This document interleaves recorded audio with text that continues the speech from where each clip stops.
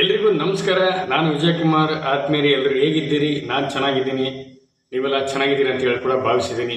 ಆತ್ಮೀಯರೇ, ಇಂದಿನ ವಿಚಾರ ಏನಪ್ಪ ಅಂತಂದರೆ, ಒಂದು ನೋವಿನ ವಿಚಾರ, ಒಂದು ಸಂಕಟದ ವಿಚಾರ, ಎಲ್ಲರೂ ದಿಗ್ಭ್ರಮೆಗೊಳ್ಳುವಂಥ ವಿಚಾರ.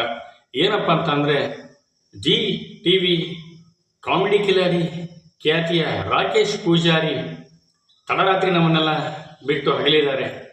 ಏನಪ್ಪ ಅಂತಂದರೆ, ಒಂದು ಅರ್ಥ ಆಗ್ತಾ ಇಲ್ಲ. ಸೂಚನೆ ನೀಡದ ಬರುವ ಸಾವಿಗೆ ಯಾರು ಹೊಣೆ ಎನ್ನುವ ಒಂದು ಪ್ರಶ್ನೆ ನಮ್ಮನ್ನು ಕಾಡ್ತಾ ಇದೆ.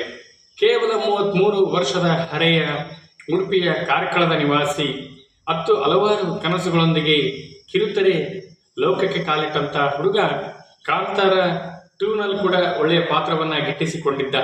ಇನ್ನೇನು ಬದುಕಿನ ಎಲ್ಲ ನೋವು ಸಂಕಟಗಳನ್ನು ಮೀರಿ ಒಂದು ಒಳ್ಳೆಯ ಮಟ್ಟಕ್ಕೆ ಬರಬೇಕಾದ್ರೆ ಆ ವ್ಯಕ್ತಿ ಆಮೇಲೆ ಏನು ಕಣ್ಬಿತ್ತೋ ಗೊತ್ತಿಲ್ಲ, ವಿಧಿಯ ಅಟ್ಟಹಾಸಕ್ಕೆ ಆತ ಬಲಿಯಾಗಿದ್ದಾನೆ.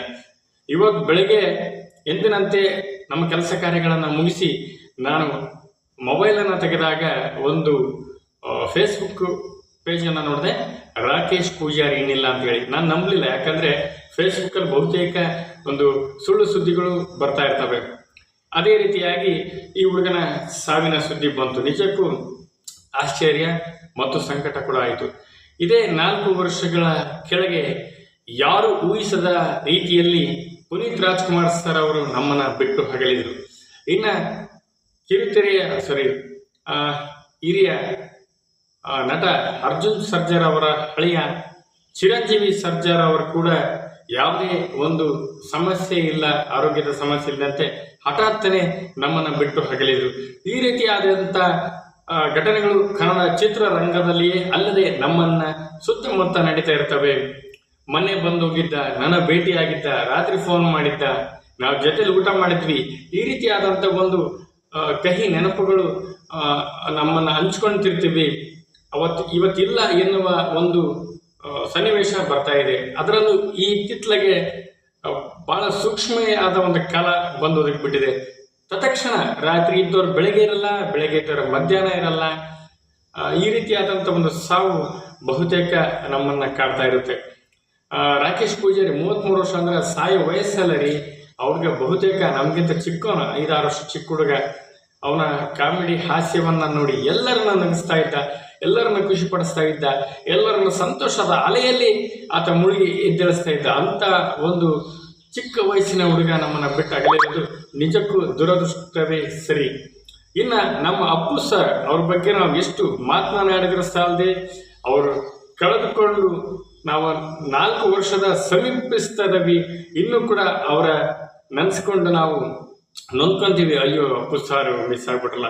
ಅವರ ಮೂವಿಯನ್ನು ನೋಡ್ತಾ ಇದ್ರೆ, ಅವ್ರು ಮಾಡಿರ್ತಕ್ಕಂಥ ಸಾಮಾಜಿಕ ಕೆಲಸಗಳನ್ನ ನೆನೆಸ್ಕೊಳ್ತಾ ಇದ್ರೆ ನಿಜಕ್ಕೂ ನಮಗೆ ಭಾಳ ಒಂಥರ ಸಂಕಟ ಆಗ್ತದೆ, ನೋವಾಗ್ತದೆ. ಏನಪ್ಪ, ಒಳ್ಳೆಯವ್ರಿಗೆ ಈ ಭೂಮಿ ಮೇಲೆ ಜಾಗನೇ ಇಲ್ಲ ಅನ್ನೋ ಒಂದು ರೀತಿಯ ಪ್ರಶ್ನೆಗೆ ಉತ್ತರನೇ ಇಲ್ಲ ಅನ್ನೋ ಒಂದು ಸ್ಥಿತಿ ಬಂದೊದಗಿದೆ. ರಾಕೇಶ್ ಪೂಜಾರಿ ಅವರೇ, ನಿಮ್ಮ ಆತ್ಮಕ್ಕೆ ಶಾಂತಿ ಸಿಗಲಿ.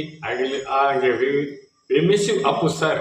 ಅಪ್ಪು ಸರ್, ನಿಮ್ಮನ್ನು ಕೂಡ ನಾವು ಮತ್ತೆ ನೆನಪು ಮಾಡ್ಕೊಳ್ತೀವಿ. ಚಿರಂಜೀವಿ ಸರ್ಜಾ ಸರ್ ಕೂಡ ನಿಮ್ಮನ್ನು ನೆನಪು ಮಾಡ್ಕೊಳ್ತೀವಿ.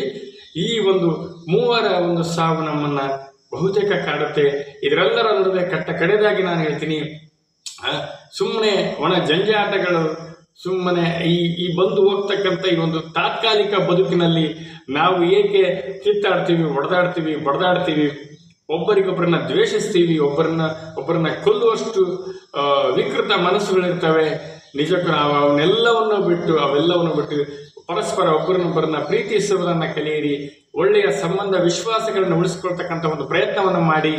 ಎಲ್ಲರೂ ಈ ಬದುಕಿನಲ್ಲಿ ಶಾಶ್ವತ ಅಲ್ಲ ಎನ್ನುವ ಸತ್ಯವನ್ನು ಮನಗಂಡು ಜೀವನ ಮಾಡಿದಿರ್ತಾನೆ ನಮ್ಮ ಬದುಕು ಸುಂದರ. ಭಾಳ ಟೆಂಪ್ರವರಿ ಬದುಕಾಗಿ ಹೋಗ್ಬಿಡ್ತಿದ್ರು. ಹುಟ್ಟಿರೋ ಮಗು ಬದುಕಲ್ಲ. ಹುಟ್ಟಿ ಏನೇನೋ ಸಾಧನೆಗಳನ್ನು, ಏನೇನೋ ಕನಸುಗಳನ್ನ ಹೊತ್ಕೊಂಡಂಥ ವ್ಯಕ್ತಿ ಇರೋಲ್ಲ. ಅವರು ಏನೇನೋ ಮುಂದೆ ಜೀವನದಲ್ಲಿ ಒಂದು ದೊಡ್ಡ ಮಟ್ಟಕ್ಕೆ ಹೆಸರನ್ನು ಮಾಡತಕ್ಕಂಥ ಒಂದು ಕನಸುಗಳು ಈಡೇರಲ್ಲ. ಎಲ್ಲವೂ ತಾತ್ಕಾಲಿಕ ಬದುಕು.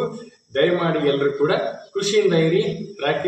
ರಾಕೇಶಣ್ಣ, ಮಿಸ್ ಯು. ನಿನಗೆ ಭಾವಪೂರ್ಣ ನಮನಗಳು ಅಂತ ಹೇಳ್ತಾ ಈ ಒಂದು ಮಾತಿಗೆ ನಾನು ಅಂತಿಮವನ್ನು ಆಡ್ತೀನಿ. ನಮಸ್ತೆ.